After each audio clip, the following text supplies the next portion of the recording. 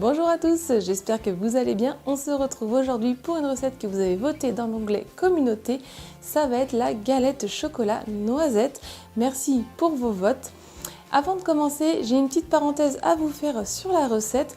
J'ai eu plusieurs commentaires sur Facebook qui me demandaient comment sur ma précédente galette que j'ai faite, la frangipane, comment ça se faisait que le dessin se voyait aussi bien. Et donc je me suis posé la question et j'ai fait des petits tests et dans cette recette-ci d'aujourd'hui, vous allez constater que le dessin ne se voit quasiment pas. Et en fait, c'est dû à que là j'ai fait avec une pâte feuilletée qui a été directement achetée et que dans l'autre j'ai fait une pâte feuilletée, donc express fait maison. Et j'ai bien remarqué que la pâte était plus fine et donc le dessin est plus difficile à faire et au moment de la cuisson ne se voit quasiment pas. Donc pour répondre à votre question, vaut mieux privilégier de faire une pâte feuilletée maison qui est plus épaisse et le dessin se voit vraiment mieux, de toute façon on le constate la différence, qu'une pâte feuilletée achetée. Donc voilà, j'espère que j'ai répondu à vos questions à propos de ça. Avant de commencer, si vous aimez mes recettes, pensez à vous abonner à ma chaîne et pensez à activer la petite cloche pour voir les prochaines vidéos qui sortiront. Venez aussi me rejoindre sur mes réseaux sociaux, comme ça vous verrez un petit peu plus que des recettes, je vous partage mon quotidien. Maintenant c'est parti, on va commencer et on se retrouve juste après. Il vous faut 2 pâtes feuilletées du commerce ou une maison, 150 g de beurre, 130 g de poudre de noisette, 40 g de poudre d'amande, 150 g de chocolat au lait, 3 œufs et 70 g de sucre.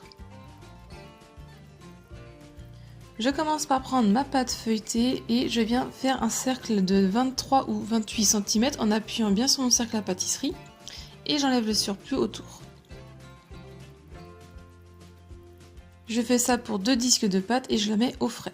Je fais fondre mon chocolat au micro-ondes.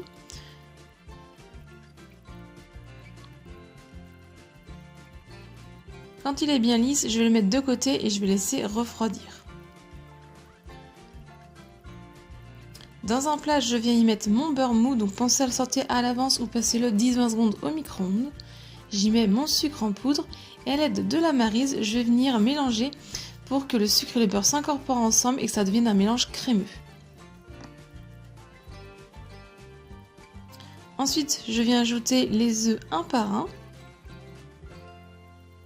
Et je viens mélanger soit avec la maryse ou avec le fouet, vu que mon mélange était un petit peu trop épais, j'ai mélangé avec le fouet. Ensuite, on ajoute le deuxième œuf et on remélange, et ainsi de suite.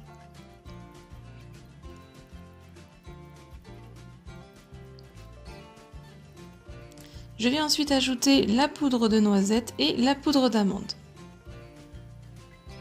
Je viens mélanger avec le fouet, la pâte va un petit peu épaissir. Et pour finir, je viens ajouter mon chocolat qui a refroidi. Et je viens mélanger soit avec le fouet ou avec la maryse, c'est comme vous le souhaitez.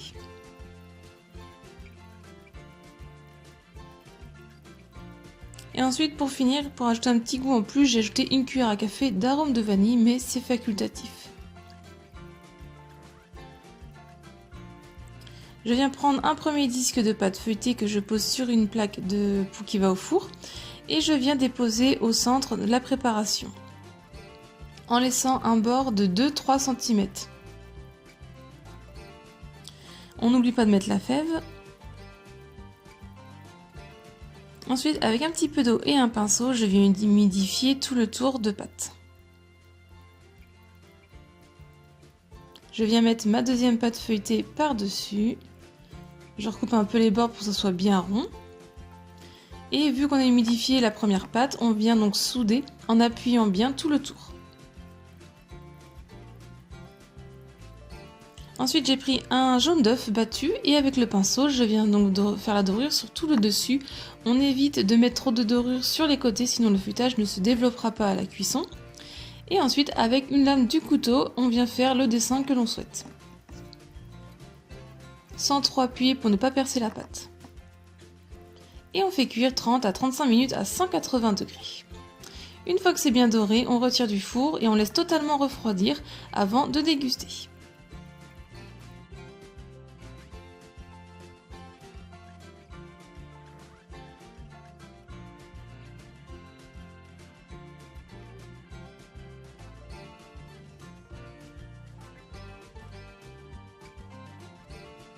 La recette est terminée, j'espère qu'elle vous a plu. Si c'est le cas, mettez un petit j'aime, laissez-moi un petit commentaire pour me donner votre avis sur la recette.